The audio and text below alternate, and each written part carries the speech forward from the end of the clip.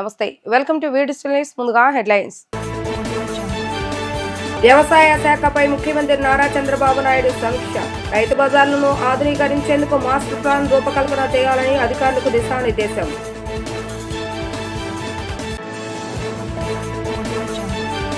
See protection wall నిర్మిస్తామన్న ఉప ముఖ్యమంత్రి పవన్ కళ్యాణ్. 100 రోజుల్లో రోడ్ మ్యాప్ ఇస్తామని మత్స్యకారులకు హామీ.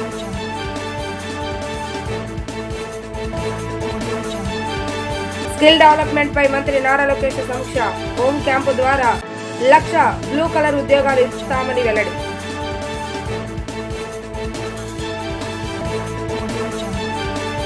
రాష్ట్రంలోని అన్ని వ్యవసాయ మార్కెట్ కమిటీ కేంద్రాల్లో మౌలిక సదుపాయాల కల్పనకు మాస్టర్ ప్లాన్ రూపొందించాలని ముఖ్యమంత్రి నారా చంద్రబాబు నాయుడు ఆదేశించారు.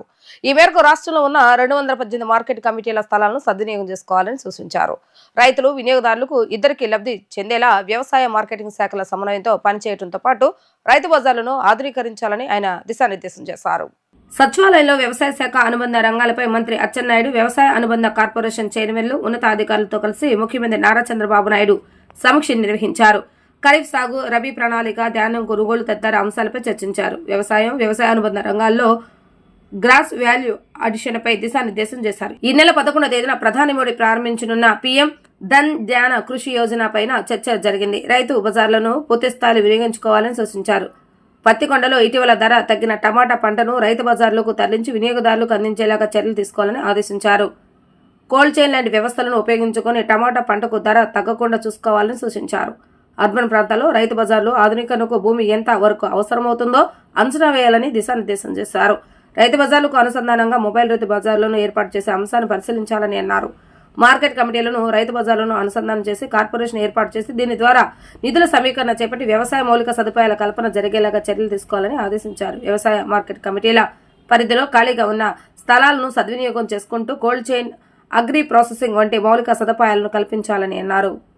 ఉప్పాడ శ్రీ ప్రొటెక్షన్ వాల్ ను ఖచ్చితంగా నిర్మిస్తామని డిప్యూటీ సీఎం పవన్ కళ్యాణ్ స్పష్టం చేశారు. ఇందుకు కేంద్రం సానుకూలంగా ఉందన్న ఆయన నిధుల విషయమై చర్చిస్తున్నట్లుగా తెలిపారు.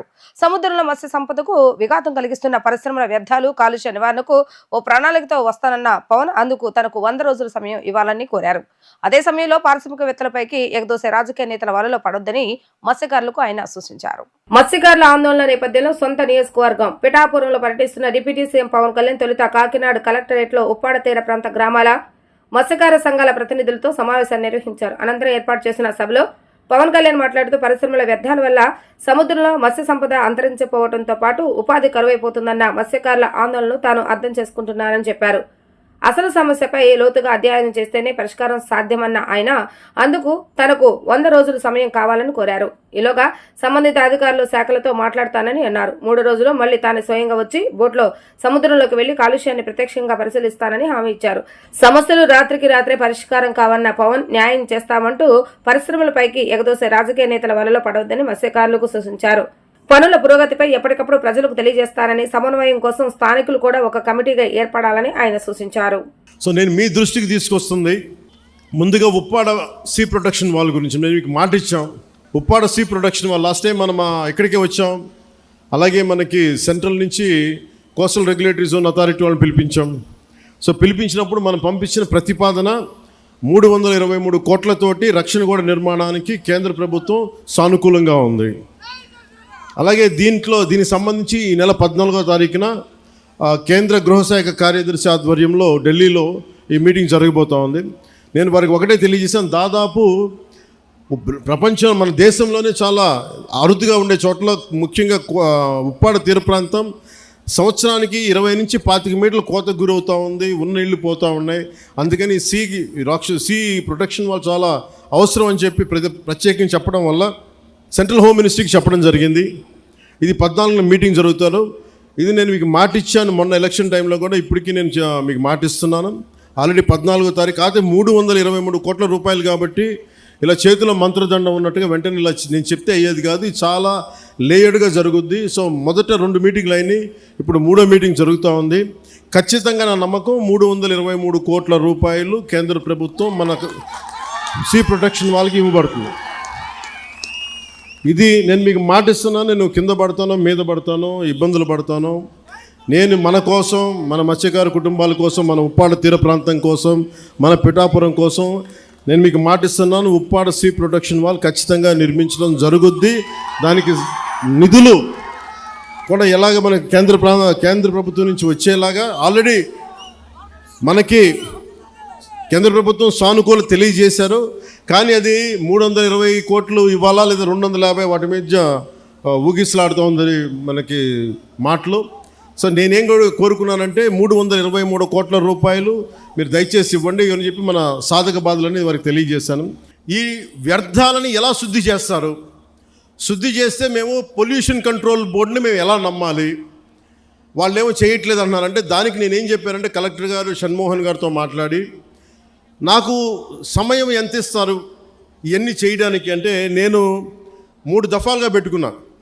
ఈ 3 రోజుల తర్వాత మళ్ళీ నేను ఒక పడవ తీసుకొని మీరు ఎక్కడైతే వ్యర్థాలు వస్తున్నాయో,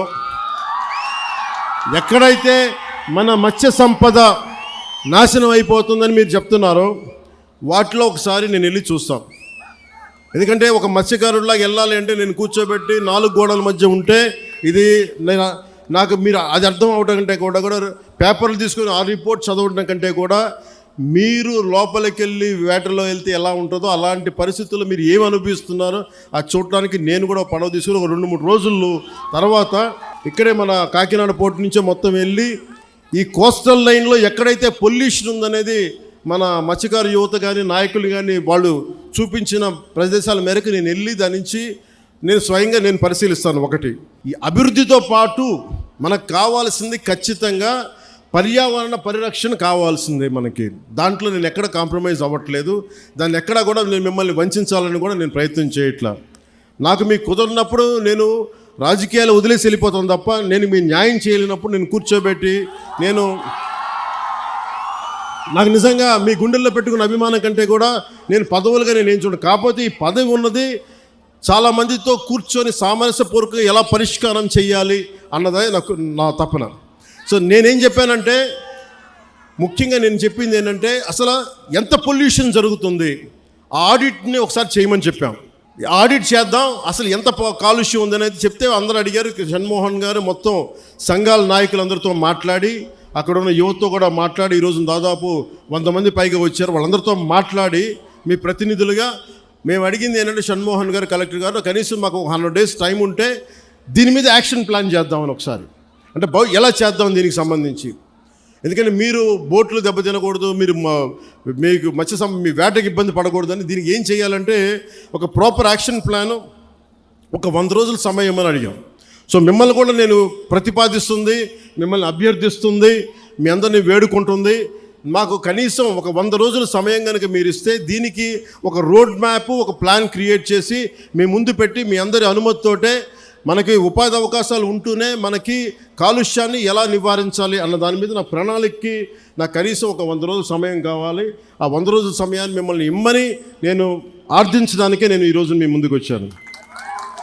నాకు ఒక 3 నెలల నుంచి 100 రోజుల సమయం కావాలి. సో మీరు ఆ 100 రోజుల్లోపు నేను ఒక రోడ్ మ్యాప్, ఒక పరిష్కార మార్గం, అవసరమైతే దీన్ని క్యాబినెట్లో మాట్లాడతాం, లేదంటే అసెంబ్లీలో కూడా మాట్లాడి మీకు న్యాయం జరిగేలాగా నేను ముందుకు తీసుకెళ్తాను. మీ అందరికీ నేను మనస్ఫూర్తిగా నేను మీకు తెలియజేస్తున్నాను. సో నాకు 3 నెలల సమయం మిమ్మల్ని, ఇది ప్రజాస్వామ్యం, నేను 4 గోడల మధ్య కూర్చొని నేను అడగట్లా. నాకు ఒక 100 రోజుల సమయం కావాలి. ఏం చేద్దాం చెప్పండి, అవునా కాదా? 100 రోజుల సమయం ఇస్తున్నారా లేదా నాకు చెప్పాలి. అలా కుదరదు నాకు.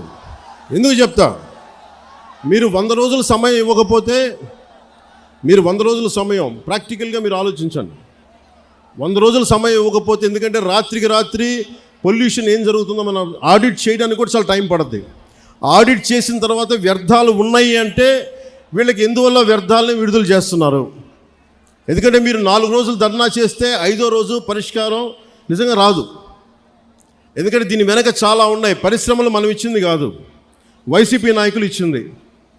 వైసీపీ నాయకులు ఇచ్చిన పరిశ్రమలు మన కూటమి ప్రభుత్వం వచ్చిన తర్వాత ఇచ్చిన పరిశ్రమలు కాదు. సో అందుకని అలా అని చెప్పి వాళ్ళలాగా భయపెట్టి పారిశ్రామికవేత్తలను భయపెట్టి పారిపోతే అది దేశపరంగా ఇంకోలాంటి సంకేతాలు వెళ్తాయి, అదో ఇంకో సమస్య ప్రారంభమవుద్ది.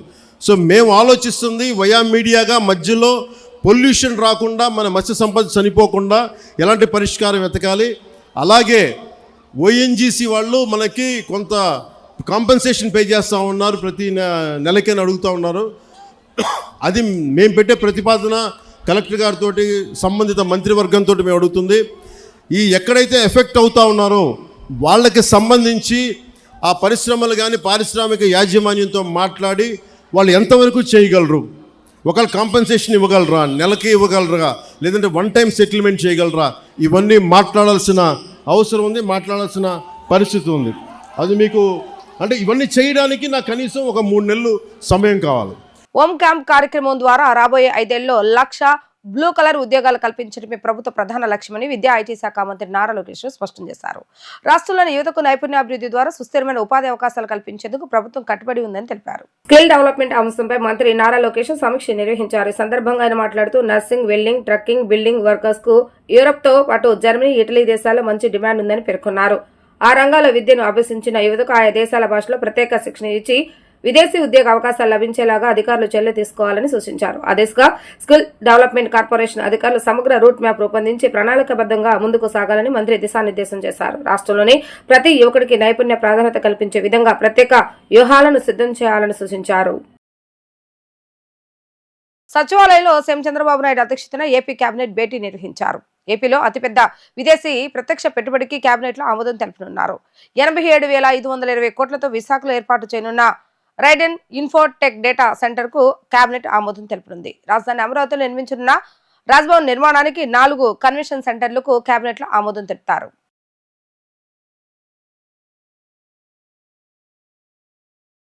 రాష్ట్రంలో దళితులపై దాడులు ఎక్కువవుతున్నాయని మాజీ ఎంపీ చింతామోహన్ ఆరోపించారు. నగరంలోని ప్రెస్ క్లబ్ లో విలేకరుల సమావేశంలో ఆయన మాట్లాడుతూ ఇటీవల కాలంలో సామాజిక న్యాయం అంటూ సీఎం చంద్రబాబు నాయుడు తరచూ చెప్తున్నారని, ఇది దళితులను 2 వర్గాలుగా చీల్చడమేనని ప్రశ్నించారు.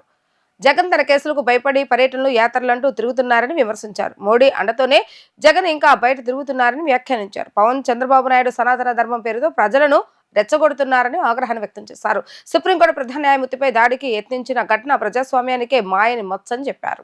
సుప్రీంకోర్టు ప్రధాన న్యాయమూర్తి పైన ఆయన ధర్మాసనంలో కూర్చున్నప్పుడే ఒక అడ్వకేటు చెప్పు తీసి విసిరివేయడం జరిగింది.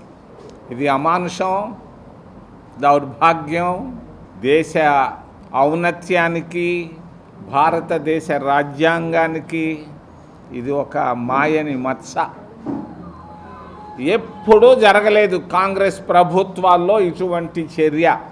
కాంగ్రెస్ 55 సంవత్సరాలు పరిపాలిస్తే ఎప్పుడూ ప్రధాన న్యాయమూర్తి పైన చెప్పు విసిరేసినటువంటి ఘటన ఎప్పుడూ జరగలేదు. మొట్టమొదటిసారి ఎన్డీఏ ప్రభుత్వంలో ప్రధాన న్యాయమూర్తి పైన చెప్పు విసిరివేయడం జరిగింది. ఇది పాపం. ప్రధాన న్యాయమూర్తికే చెప్పులు విసిరేస్తుంటే ఇక గ్రామాల్లో ఉన్నటువంటి వాళ్ళ పరిస్థితులు ఏంది? గ్రామాల్లో దళితుల పరిస్థితి కూటమి ప్రభుత్వంలో చాలా భయంకరంగా ఉంది. దళితులు ఈరోజు కన్నీటితో ఉన్నారు. కూటమి ప్రభుత్వంలో ఆంధ్రప్రదేశ్ రాష్ట్రంలో గత 75 సంవత్సరాల్లో నేను ఎప్పుడూ చూడలేదు దళితులు రోడ్లపైకి రావడం. మన తిరుపతిలో, గుంటూరులో, విజయవాడకి ఇంకా రాలేదు. వాళ్ళు శ్రీకాకుళంలో అన్ని జిల్లాల్లో రైతులు, దళితులు రోడ్లపైకి వచ్చి నిలబడి వాళ్ళ హక్కుల కొరకు, రాజ్యాంగం ఇచ్చినటువంటి హక్కుల కొరకు ఫైట్ చేయడం అనేది మొట్టమొదటిసారి. చంద్రబాబు నాయుడు ఎప్పుడు తొందర తప్ప ఆయనకి ఏమీ తెలీదు. ఏం చేస్తున్నాడో ఆయనకే తెలియదు. మరి వర్గీకరణ చేశాడు. వర్గీకరణ వల్ల ఏం సాధించాడు? సామాజిక న్యాయం అంటాడు. పుచ్చలపల్లి సుందరయ్యో లేకపోతే తరిమెల నాగిరెడ్డిలాగా ఉపన్యాసాలు ఇస్తున్నాడు. ఏంటి ఆ ఉపన్యాసాల్లో సామాజిక న్యాయం అంటే ఏంది? ఈ ఉన్నటువంటి మాలమాదిగల్లో చిచ్చు పెట్టడమే కదా ఇదే సామాజిక న్యాయం అంటే. నువ్వు ఇచ్చేటువంటి టీచర్ పోస్టులు ఎంబీబీఎస్ 4-5 సీట్లు కాదు. నువ్వు నిజంగా సామాజిక న్యాయం చేయాలనుకుంటే నువ్వు 15 సంవత్సరాలు ముఖ్యమంత్రిగా ఉన్నావు, చాలు. చేసావు, ఏం చేసావో నీకే తెలుసు. మరి ఈరోజు ఒక మాదిక్కివయ్యా ముఖ్యమంత్రి పదవి, నువ్వు సామాజిక న్యాయాన్ని గురించి గొప్పగా మాట్లాడుతున్నావు కదా. మేమందరం వచ్చి మీకు పూలదండలు వేస్తాం, శాలువాలు కప్తాం. అది సామాజిక న్యాయం అంటే. ఊరికే మరి మాట్లాడితే సంపదను సృష్టిస్తానంటాడు. ఏం సంపద సృష్టించావా నువ్వు? అక్కడ ఏంది తాడేపల్లిలో సంపద ఏముందాడా? ముళ్ళ కంపలు తప్పించి నీళ్లు తప్పించి ఏముంది? 11 సంవత్సరాల్లో ఏముండా? షెడ్లలో తప్పించి ఆ సెక్రటేరియట్ తప్పించి ఏమి సాధించావు నువ్వు 15 సంవత్సరాల్లో? నేను అడుగుతున్నాను చంద్రబాబు నాయుడు గారిని. కులం మతం చూడకుండా కేంద్ర రాష్ట్ర ప్రభుత్వాలు ప్రతి ఇంటికి కుళాయి నీరు అందజేస్తుందని మంత్రి సత్యకుమార్ అన్నారు. ఆ విధంగా ప్రధాని మోడీ అనేక సంక్షేమ పథకాలు కులం మతం చూడకుండా పేద మధ్యతరగతి ప్రజలకు అండగా నిలుస్తున్నారని చెప్పారు. మైనార్టీ మోర్చాలో బీజేపీ సిద్ధాంతాలను ప్రజల్లోకి తీసుకెళ్తూ పార్టీని మరింత బలోపేతం చేస్తారని మంత్రి సత్యకుమార్ యాదవ్ అన్నారు. బీజేపీ మైనార్టీ మోర్చా రాష్ట్ర అధ్యక్షులుగా సయ్యద్ బాషా ప్రమాణ స్వీకారోత్సవ సభలో మంత్రి మాట్లాడుతూ 4 సంవత్సరాలుగా మైనార్టీ రాష్ట్ర అధ్యక్షులుగా మాజీ బీజేపీ పార్టీ సిద్ధాంతాలను ప్రజల్లోకి తీసుకువెళ్లాలని తెలిపారు. అలాగే సోదరులు సయ్యద్ బాషా కూడా పార్టీలో చురుగ్గా పనిచేస్తూ విస్తృత స్థాయిలో పనిచేస్తున్నారని ఆశిస్తున్నామని అన్నారు. గతంలో మైనార్టీ వారి పరిస్థితి ఏ విధంగా ఉండేదో ప్రస్తుతం ఏ విధంగా ఉందో తెలుస్తుందని మంత్రి వెల్లడించారు. మైనార్టీ వర్గాల వారికి సమాజంలో సమాన ప్రాతినిధ్యం కలిగేలా బీజేపీ కృషి చేస్తుందని చెప్పుకొచ్చారు. కులం మతం చూడకుండా కేంద్ర రాష్ట్ర ప్రభుత్వాలు ప్రతి ఇంటికి కుళాయి నీరును అందజేస్తుందని అన్నారు. ఆ విధంగా ప్రధాని మోడీ అనేక సంక్షేమ పథకాలను కులం మతం చూడకుండా పేద మధ్యతరగతి ప్రజలకు అండగా నిలుస్తున్నారని తెలిపారు. మైనార్టీ పిల్లల చదువు దగ్గర నుంచి ఉద్యోగాలు, పెళ్లి చేసే వరకు ఇలా అనేక సంక్షేమ పథకాలను మైనార్టీ వర్గాల వారికి ఎన్డీఏ ప్రభుత్వం కల్పిస్తుందని పేర్కొన్నారు. గత ప్రభుత్వాలు మైనార్టీ వర్గాల వారిని కేవలం ఓటు బ్యాంకు వరకు మాత్రమే చూశారని, కానీ బీజేపీ ప్రభుత్వం మాత్రం వారి అభ్యున్నతికి అభివృద్ధికి కృషి చేస్తుందని అన్నారు. దేశంలో ఉన్న ప్రజలందరినీ కాపాడుకోవాలన్న ఉద్దేశంతోనే ప్రధాని మోడీ పనిచేస్తున్నారని మంత్రి చెప్పారు. ప్రధానమంత్రి ముఖ్యమంత్రి చొరవతో అందుబాటులోకి వచ్చిన జీఎస్టీ సంస్కరణల ఫలాలతో సామాన్యులకు ఎంతో మేలు జరుగుతుందని, సూపర్ జీఎస్టీ, సూపర్ 6 సేవింగ్స్ తో సామాన్యుల జీవితాల్లో కొత్త వెలుగులు వస్తున్నాయని జిల్లా కలెక్టర్ డాక్టర్ జి లక్ష్మీషా తెలిపారు.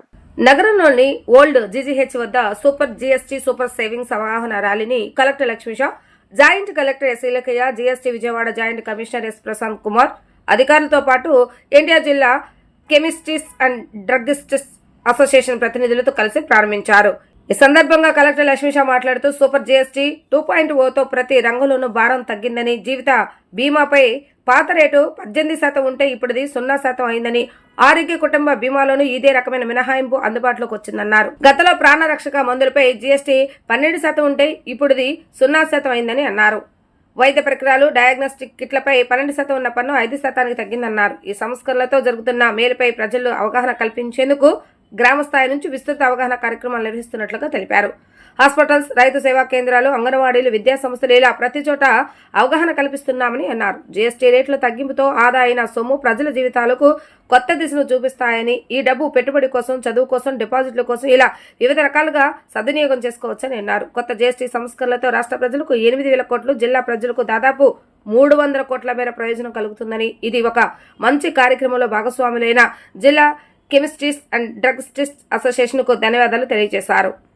అనంతరం జాయింట్ కలెక్టర్ ఎస్ ఇలకయ్య మాట్లాడుతూ ప్రభుత్వ, ప్రైవేటు సంస్థలు, డయాగ్నోస్టిక్స్ కేంద్రాలు ఇలా ప్రతి చోట కొత్త జీఎస్టీ సంస్కరణలతో కలుగుతున్న ప్రయోజనాలపై అవగాహన కలిగిస్తున్నట్లుగా తెలిపారు. జీవిత ఆరోగ్య బీమాలకు సంబంధించి అధిక ప్రయోజనాలు సామాన్యులకు చేరువవుతాయని అన్నారు. మీకు అందరికీ తెలుసు, ఈ జీఎస్టీ ట్యాక్స్ అనేది చాలా వరకు ఎక్కువ ఉండేది. ఇంతకుముందు ఎక్కడ ఎక్కువ ఉండేది? మనం ఒక చిప్స్ కొనుక్కున్నా కూడా, మనం ఒక షాప్కి వెళ్ళినా కూడా, లేదా మనం ఒక బట్టలు కొనుక్కున్నా కూడా, లేదా మనం ఒక మెడిసిన్ కొనుక్కున్నా కూడా ఈ 15%, 18% కొన్నిసార్లు అయితే 30%. అంటే మనం 100 రూపాయలు మందులు కొనుక్కుంటే 30 రూపాయలు దాంట్లో ట్యాక్స్ జీఎస్టీ కట్టేవాళ్ళం. ఇప్పుడు ఇటువంటి భారం సామాన్యుల మీద తగ్గించాలి. సామాన్యులు సంపాదించే డబ్బులు ఏదైతే ఉందో అది వాళ్ళకి ఎక్కువగా పనికి రావాలి, ఎక్కువ ఉపయోగపడాలి.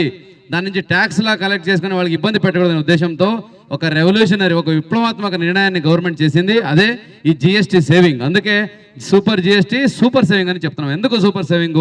ఇప్పుడు మనకు ఇప్పుడు ఈ డ్రగ్స్ అండ్ కెమిస్ట్ చెప్తున్నారు, లైఫ్ సేవింగ్ డ్రగ్స్. ఇప్పుడే డిఎంహెచ్ఓ గారు చెప్పాడు, క్యాన్సర్ ఇటువంటి దానికి ఎంత డబ్బులు ఖర్చు పెట్టాలి మీకు తెలిసే ఉంది. ఆ దాని మీద అయితే 0 చేసేసారు. ఇంతకుముందు అవి high class drugs, high value drugs అని ట్యాక్స్ కూడా ఎక్కువ ఉండేది, జీఎస్టీ ఎక్కువ ఉండేది. దాన్ని కంప్లీట్గా 0 చేయించారు. దీనివల్ల గవర్నమెంట్ మీద భారం పడవచ్చు, కానీ సామాన్యుల మీద చాలా వరకు భారం తగ్గుతుంది. తర్వాత ఇక్కడ సాధారణ మందులు 12% నుంచి 5% తీసుకొచ్చారు. సో ఇంత తగ్గించడం వల్ల దాదాపుగా 95% మెడిసిన్స్, మనం జనరిక్ మెడిసిన్స్ తీసుకుంటున్నాము, పారాసిటమాల్, అలాగే ఈ పెయిన్ కిల్లర్స్, అలాగే యాంటీబయోటిక్స్, ఇవన్నీ సాధారణంగా తీసుకుంటూనే ఉంటాం కదా. అవన్నిటి మీద ట్యాక్స్ 5% వచ్చేసి ఉంది. అంటే మినిమం ట్యాక్స్ పెట్టడం జరిగింది. అలాగే మనము ఈ కామన్ ప్రొడ్యూసర్ గూడ్స్ ఏదైతే చెప్తున్నామో, కన్జ్యూమబుల్ ప్రొడ్యూసర్ గూడ్స్ అని ఇవి చిప్స్, ఫుడ్స్, అలాగే మనం తీసుకొచ్చే కూరగాయలు కూడా ఇవన్నీ ఆల్మోస్ట్ జీరో అయిపోయాయి, లేదా జస్ట్ మినిమం 5% పెట్టినారు. సో ఇవన్నిటి వల్ల ఎంత ఇంపార్టెంట్ అంటే మీకు తెలిసే ఉంది. మనం ప్రతి నెల వస్తే బిల్లు, ఎలక్ట్రిసిటీ బిల్ కడుతుంటాము, అలాగే పిల్లలది ఫీజు కడుతుంటాము, అలాగే మనము ఈ ఈఎంఐ కడుతుంటాం కదా.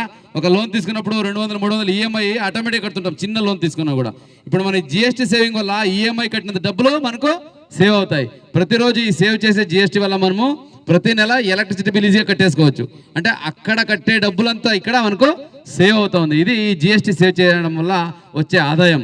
ఈ ఆదాయం ఏంటి, మనకు డైరెక్ట్గా కనిపించదు, కానీ ఆ సేవింగ్ వల్ల మనకి ఇంకొక వైపు అది ఉపయోగపడుతుంది. ఈ అవగాహన పబ్లిక్ రానంత వరకు ఇదేం జిఎస్టీ, ఇదేదో కమర్షియల్ ట్యాక్స్ వాళ్ళు ప్రశాంత్ చేసేది, లేదా కమర్షియల్ ఇన్స్పెక్టర్ చేసేది, ఏదో బిల్లు మీద రాసేది కాదు. ఇది ప్రతి ఒక్కరి జీవితాల్లో ప్రతిరోజు పాకెట్లో మిగిలే డబ్బులోని ప్రతి ఒక్కరు చేయాల్సింది. కాబట్టి ఈ GST, super saving, super GST గురించి అవగాహన కల్పిస్తున్నాము.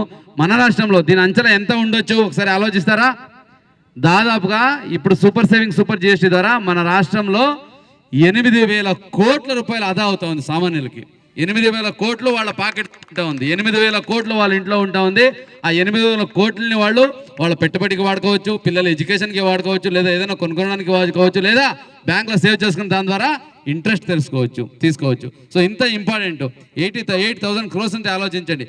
1 కోటి అంటేనే ఎంత డబ్బు ఒక మనిషికి. అటువంటిది రాష్ట్రానికి 8,000 కోట్లు ఈ సూపర్ జిఎస్టీ వల్ల సేవ్ అవుతుంది. అలాగైతే మన జిల్లా ఎన్టీఆర్కి ఎంత సేవ్ అవుతుంది?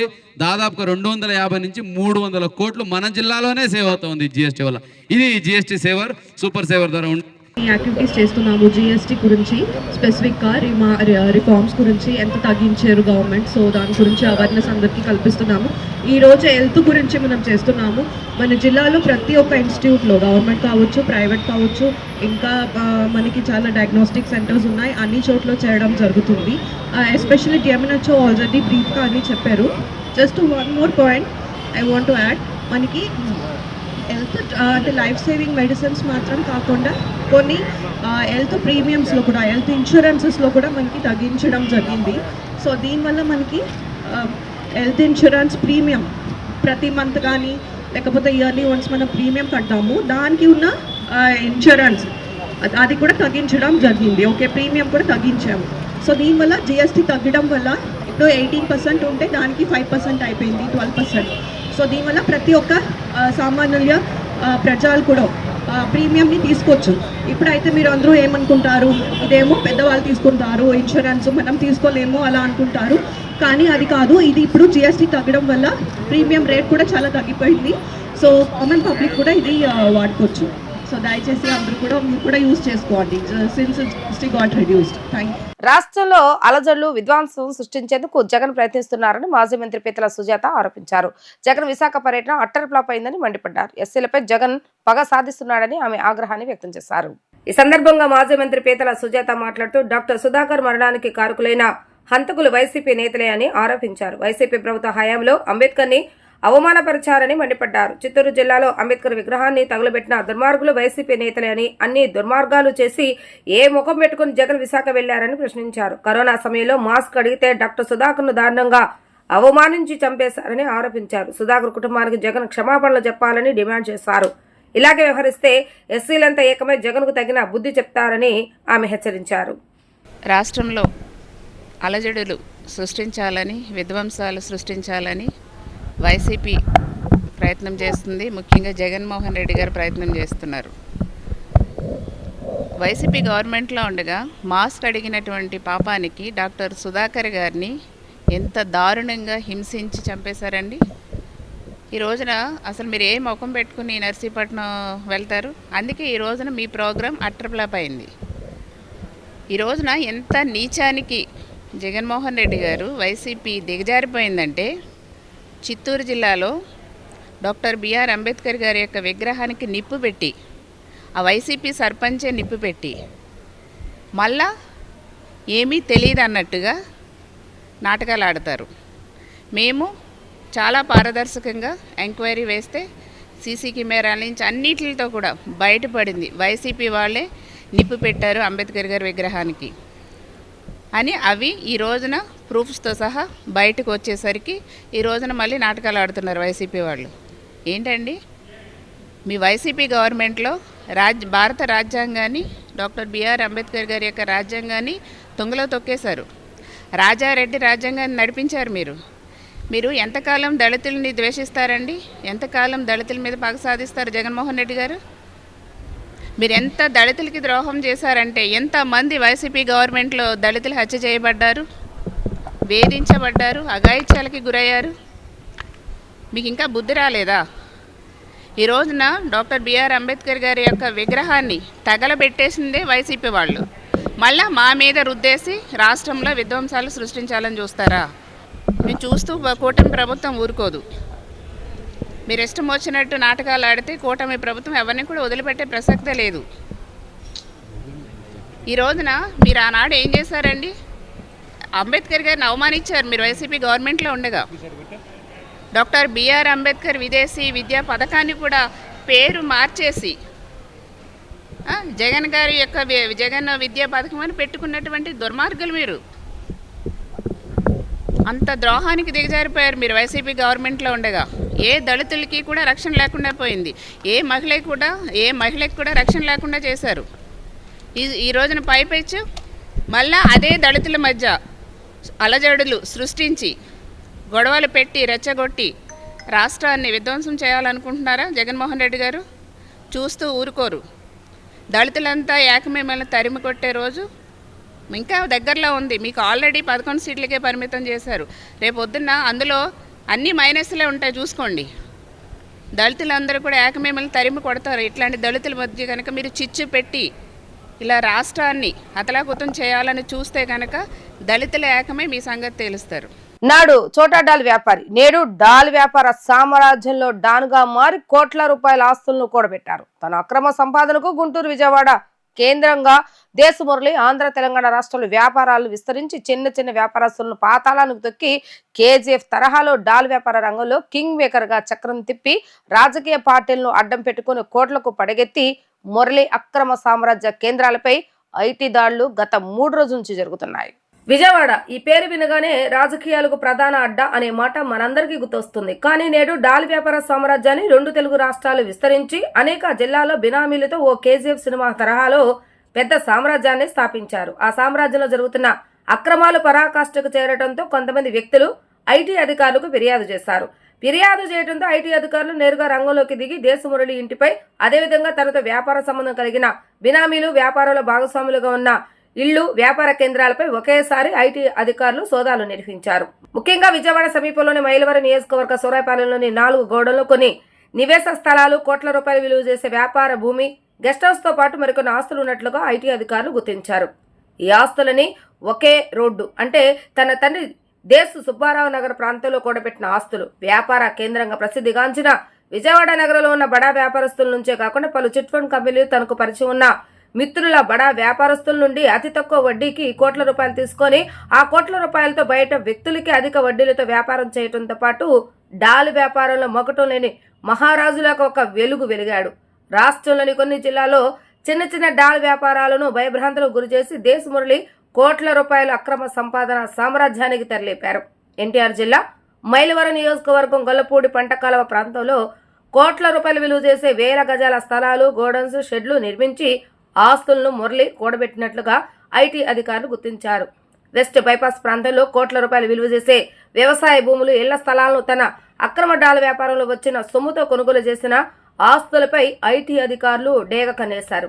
మరి ముఖ్యంగా విజయవాడ నగరంలో గొల్లపూడి హోల్సేల్ మార్కెట్, అదే ప్రాంతంలో ఉన్న వ్యాపార షెడ్స్, గోడౌన్స్, ఇళ్ల స్థలాలు, కబేలా సెంటర్లో గోడౌన్స్, కొన్ని రెసిడెన్షియల్ ఫ్లాట్స్, అపార్ట్మెంట్ ఫ్లాట్స్, ఇళ్ల స్థలాలు మురళి అక్రమ సంపాదనతో కూడబెట్టినట్లుగా విశ్వసనీయ వర్గాల ద్వారా తెలుస్తుంది. ఇవి కాకుండా గుంటూరు జిల్లాలో తన బినామీతో కలిసి కోట్ల రూపాయలు రిలీజ్ చేసి ఆస్తులు ఒక థియేటర్లో పార్ట్నర్షిప్ తీసుకున్నట్లుగా తెలుస్తుంది. మొత్తానికి ఐటీ అధికారులు 3 రోజుల నుండి అనేక ప్రాంతాలలో సోదాలు నిర్వహిస్తున్నారు. ఉక్కు కేంద్రంగా పేరుగాంచిన విశాఖపట్నంలో 30 ఏళ్ల క్రితం పలకాబలప వ్యాపారం చేసిన మస్తాంత వ్యాపార లావాదేవీలు కొనసాగిస్తూ కోట్ల రూపాయలు విలువ చేసే డైమండ్స్, బంగారపు ఆభరణాలు కొనుగోలు చేయడంతో పాటు కొంతమంది స్నేహితుల బ్యాంక్ లాకర్లో భద్రంగా దాచినట్లుగా సమాచారం.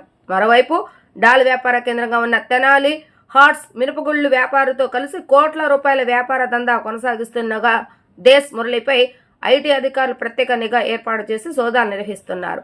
ఆంధ్రప్రదేశ్, తెలంగాణ రాష్ట్రాల్లో వ్యాపారులపై ఆదాయపు పన్ను శాఖ ఆధ్వర్యంలో 3 రోజులు సోదాలు నిర్వహించారు. సంస్థలలో బ్యాంక్ ఖాతాలు, లాకర్ల గోదాము తనిఖీ చేసినట్లుగా తెలుస్తుంది. ఈ సోదాల్లో భారీ అక్రమాలు వెలుగు చూశాయి.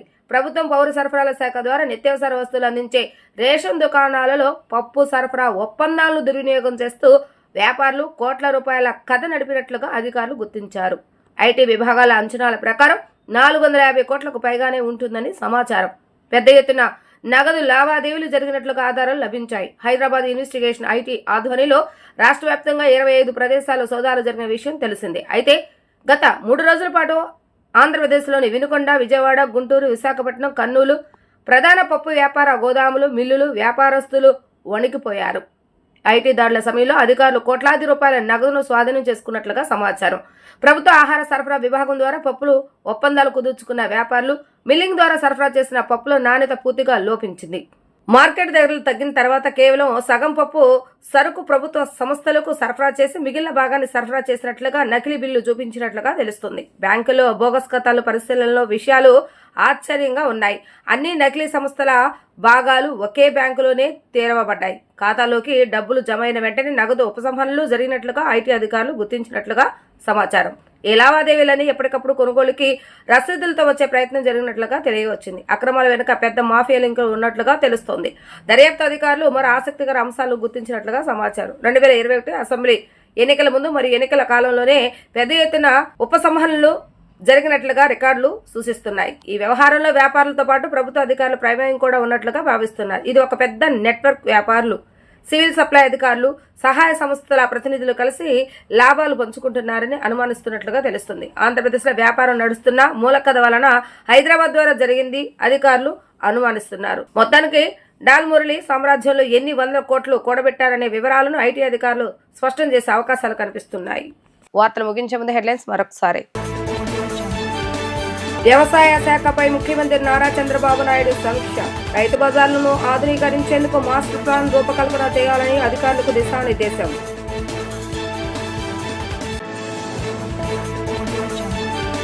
సీ ప్రొటెక్షన్ వాల్ నిర్మిస్తామన్న ఉప ముఖ్యమంత్రి పవన్ కళ్యాణ్. 100 రోజుల్లో రోడ్ మ్యాప్ ఇస్తామని మత్స్యకారులకు హామీ.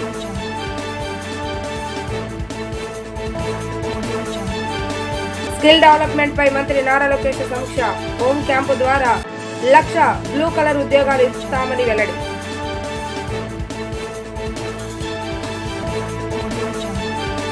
ఇవి ఈ రోజు వార్తా విశేషాలు. మరలా 3 ప్రసారమైన వార్తలు మళ్ళీ కలుద్దాం. అంతవరకు సెలవు. నమస్కారం.